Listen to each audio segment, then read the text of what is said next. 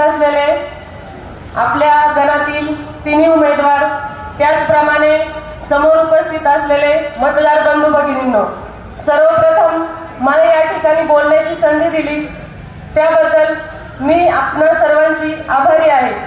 खरं तर इथं मी एक प्रचारक म्हणून बोलत नाही किंवा एक समर्थक म्हणून सुद्धा बोलत नाही, तर एका बापाची लेक म्हणून मी या ठिकाणी बोलत आहे।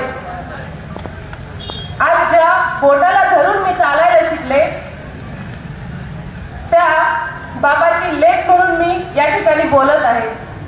आज ज्या बोटाला धरून मी लहानाची मोठी झाले, आज त्यात एक नंबरच्या बोटासमोर आपलं धनुष्यबाणाचं चिन्ह आहे। प्रश्न फक्त निवडणुकीचा नाही, प्रश्न आहे नेता कसा असावा।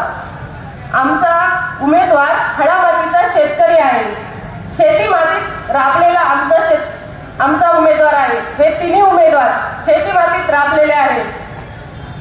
आजी माजी नेत्यांनो, स्वतःला भाग्य विधाते समजणाऱ्यांनो, सांगा ना आमचा विकास झाला का? तुम्ही लाभार्थ्यांचाच विकास करताय, उमेदवारी सुद्धा तिकडे लाभार्थ्यांनाच दिली, आमच्या शेतकरी पुत्राला का नाही उमेदवारी दिली?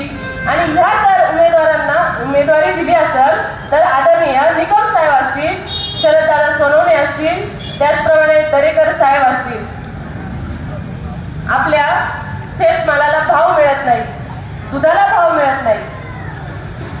काल त्या ठिकाणी आपला देशाचं आर्थिक बजेट मांडलं गेलं, गॅसच्या किमती गगनाला भिडल्या। त्याचप्रमाणे आपल्या मूलभूत ज्या गरजा आहेत, अन्न वस्त्र निवारा, ह्या आपल्या मूलभूत गरजांच्या किमती सुद्धा वाढल्या। त्यामुळं आपल्यासारख्या सामान्य शेतकऱ्यांनी करायचं काय? सांगा ना भाग्यविधाते साहेब, स्वतःला भाग्यविधाते समजता आमच्या शेतकरी पुत्रांना करायचं काय? घराणेशाहीचं तुंतुना वाजवणाऱ्यांनो, आता ही लढाई घराणेशाही विरुद्ध जनशक्तीची आहे।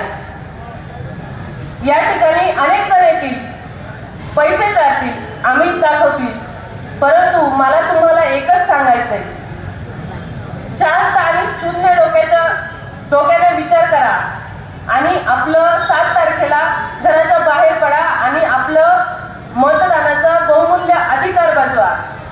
त्याचप्रमाणे ह्या तिन्ही उमेदवारांना आपल्याला निवडून आणायचंय, हे डोक्यात ठेवा। धन्यवाद।